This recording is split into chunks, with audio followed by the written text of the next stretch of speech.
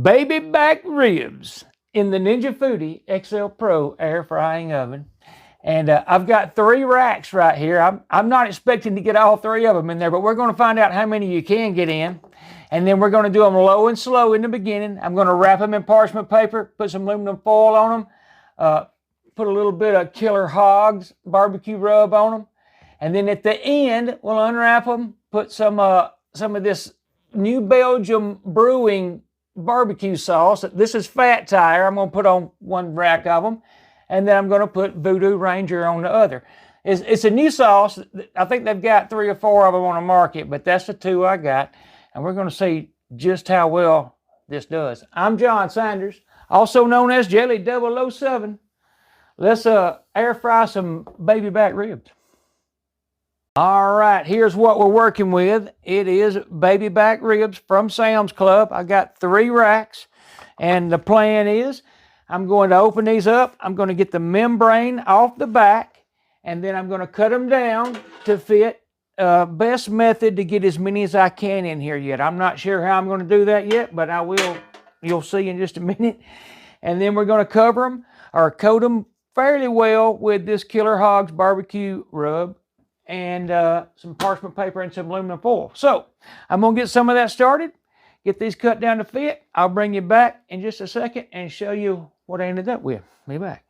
Okay, I debated on whether to show it or not because I've shown it before, and I'm sure most people have already seen it, and there's plenty of people on YouTube that show you how, but you can tell the difference. I have already removed the membrane from these 2 right here, and you can see the difference in those 2 and this one. Well, it's as simple as this right here. In case you don't know, I usually take a fork, although this one I probably could get by without the fork, but if you can't get hold of it like that, you just take a fork and you kind of get it started. You just pull up that membrane just a little bit, and then you get hold of it like this right here. I'm going to try and get where you can see it and make sure I'm not in the way. And you hold it with a paper towel because that makes you where you can grip it, and then you just do this right here. And it's really simple. That was not cooperating completely, but you see what, you get the point, and there you go. Now I have to come back and I'll have to get this right here off, but it's simple because I'm going to tell you something. I don't care how long you cook that. You're not going to be able to eat it. It'll never be cooked. You have to get, in my opinion, you have to get it off. So anyhow, now you know, be back. Here's what I had left, and as always, when you buy a 3-pack of ribs, they're always somewhat different, and these were for sure. I cut this off of the ends of one of those racks and this off another one. And then one of these is just a rack that's cut in half. So like I said, they're always a little bit different, and it's not a big deal. It's going to work. I'm going to wrap these in parchment paper and then wrap that with aluminum foil, but that's only after I'm fixing to cover them pretty well, pretty good coating of this Killer Hogs on there. So I'm going to get that started, and I'll be right back. All right, here is how I do it. I lay out a piece of aluminum foil, and then I put my parchment paper down, and then I put the rib up here bone side up to start with. Then I put a liberal amount of whatever seasoning I'm using, which is tonight it's Killer Hogs. And honestly, I've never used this before, but I've heard of them a lot of times, and I'm sure you have too. Then I'm going to flip this over, maybe poke it, press it in a little bit, and then flip this over to the meat side up and do the same thing. And then just try and work it in, if you want to, a little bit into those crooks and crannies a little bit. I don't think it's going to matter that much because when you see how I'm going to turn this, it's going to get plenty of that on it. So that right there. Now I'm going to fold this like this right here, tuck it under best I can, and then do this right here. And now fold this over and this over, and I'm going to put it just like that in that sheet pan where just like those are, where the bone side is up and that meat kind of lays and all those fats and seasonings. So about to get this started. I'll be right back. All right, here is how I have decided to line them up. I think the airflow in between them all in this direction will work good. So needless to say, I'm going to put that one on rack, or in rack level 1, and this one in rack level 3. And then I'm going to use the air roast function. I think that'll work good. And I'm going to lower the temp to 250 degrees. And then we're going to take the time all the way up to 2 hours and 30 minutes. So we've got to wait for that to get there. And there it is. All I got to do now is hit start. And we are off and running. And in 2.5 hours, we're going to pull them out, unwrap them, get all the juices off of them, and then we'll be putting Fat Tire on some and Voodoo Ranger on the other. So I will see y'all in a couple of hours, or 2.5. All right, I did forget to hit this button, which is 2-level cooking, and it's barely into it. It's 1 minute into the cook. I did press it. Quite honestly, I don't think that has anything to do with the way this machine operates. It's just telling you which racks you need to have your food on. So now you know. I'll be back. And just for the record, if you look right here, we started out with 10.72 pounds of ribs, which is pretty close to 10 pounds and 12 ounces. I didn't do the exact math, but pretty close. And I tared this bowl, and what we removed was 2 pounds and 12 ounces. So in other words, we have about 8 pounds of ribs in the Ninja Foodi XL Pro oven. All right, I want to explain this right quick before the ribs are done. And here are the 3 versions that New Belgium makes in barbecue sauce. And their Fat Tire, I love that ale that they make. It's called Fat Tire. I have drank it quite a few times. But they have a 1554, the Fat Tire, and the Voodoo Ranger. Well, if you look real close, you'll see 1554 has 2 pictures of a pepper or a chili pepper, if you notice right there. Fat Tire has 1. Voodoo Ranger has 3, which is this right here. Here's what they mean. The 3 chili pepper symbols they have, indicating it's hot. Well, take my word, it's hot. So I'm not sure I'm going to use much of this. I opened it up and tasted it. Now, there may be some people here that would like it, but it's just a little hot for my taste. But this right here, excellent. I love that ale, the Fat Tire ale, and the barbecue sauce is good too. But it is the mildest they have, and as you can see right here, the 1554 is a medium. But as far as I'm concerned, the Voodoo Ranger, it's hotter than I like. But anyhow, just wanted to let you know that in case you look for it in the store. Nothing wrong with that though.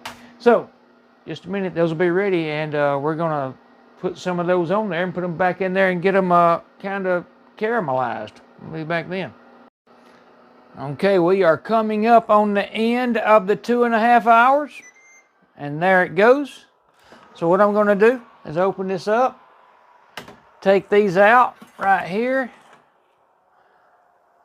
I'm going to leave those right here for a minute, and then I'm going to let them rest just a minute in that aluminum foil while I kind of get everything together. I got to get my gloves on. As a matter of fact, you know what? Let's just open one up right now. There's no reason to let it rest, because we're going to put it back in and do, like I said, the caramelization, where we put we're going to use a little bit of Voodoo Ranger.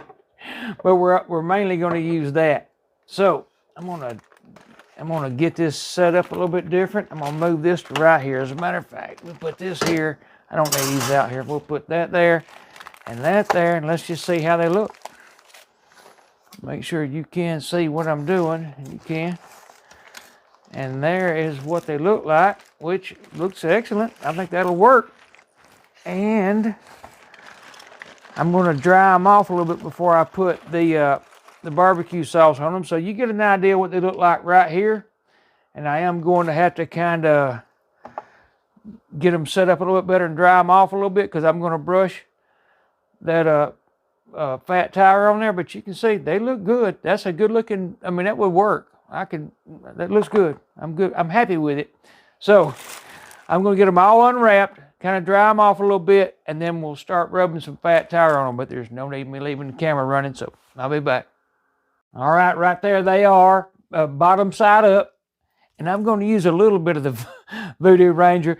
I'm not going to coat a lot of them with it because I'm not lying. It is hot. So I'm going to put some down this one right here and brush it out. Now, there'll be people here that'll like it. It's just too hot for me and no big deal. But I'm going to brush them all, this one only with the Voodoo Ranger. And then I'm going to brush the rest of them with the fat tire. It tastes great. It's a sweeter flavor, kind of a sweet flavor, but it'll be great. And I'm going to do top and bottom on all of them. And then we're going to put them in there at about, I don't know, I might go 400 degrees and let them kind of cook in. And then we're going to see how they look and do it again. But you get the point. Like I said, I'm fixing to put this on all three of these, flip them over, coat this one with the Voodoo Ranger, and these three with the fat tire. So I'll have one hot one.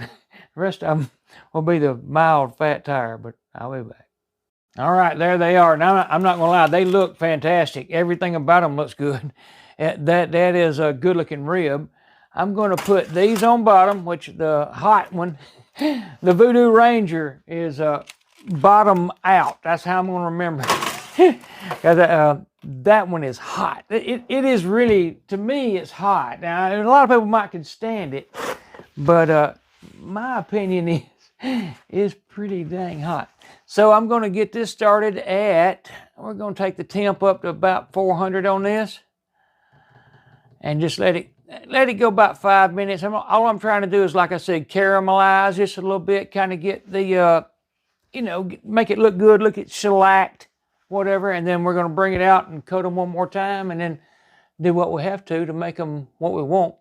The time, it doesn't matter. I think that's 2 hours and 30 minutes. Well, we don't care because I'm standing here watching it. Now, if I wasn't, I would change that because I wouldn't want it to go that long. But we're going to bring them out, coat them one more time, and if we need to, we'll put them under the broiler, but I don't think so. They look excellent just like they are. I'm just going to let them shellac up a little bit. Be back. All right, we're going to pull them out. It's been about 5 minutes, close to it anyhow, and I'm going to take them out of there, and I'm going to put another coating of barbecue sauce on them, and I think that's going to work. But you see what I'm doing? It's really about, it probably would work better. I'm going to have to stop that, so I'll just leave that open.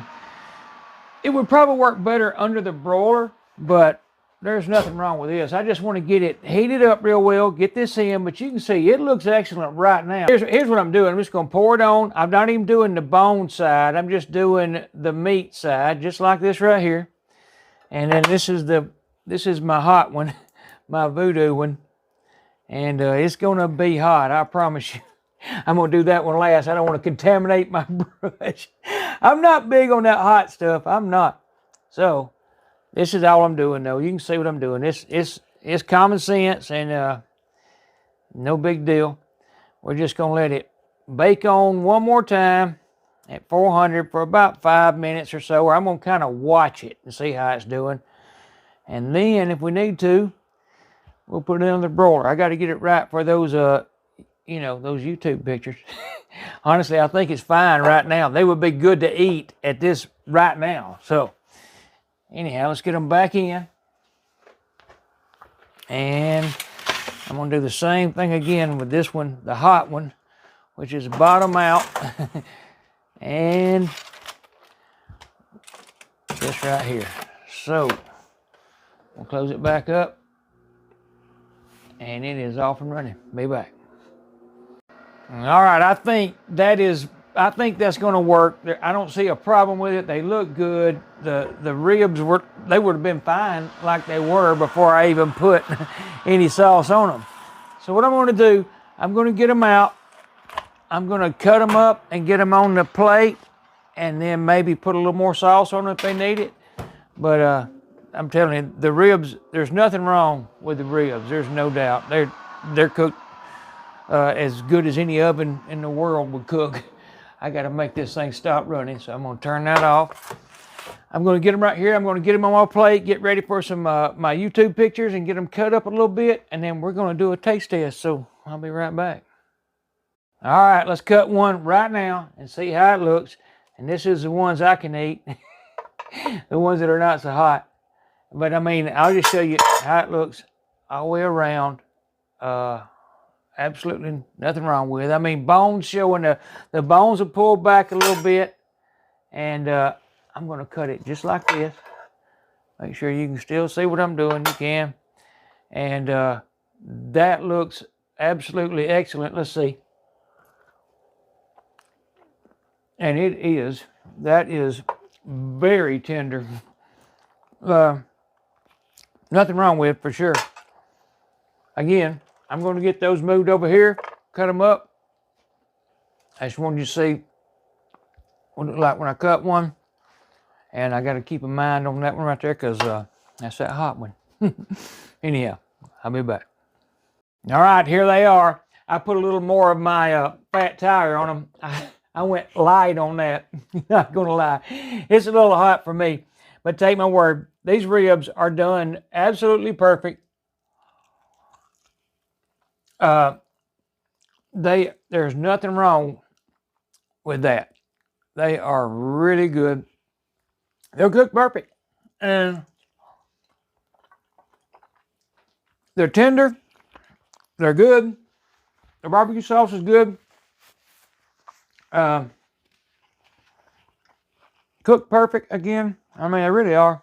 And so you kind of got a bite on them. But anyhow. Now you know, 8 pounds of baby back ribs in the Ninja Foodi XL Pro air frying oven, which has changed the way I cook. It's excellent, and I'm impressed with this, just like I always am with everything it does. I love y'all all. Come back to see me. Oh yeah, there you go. Thumbs up if you can. Like, share, subscribe, all the above. Love y'all all. Come back to see me. Bye-bye.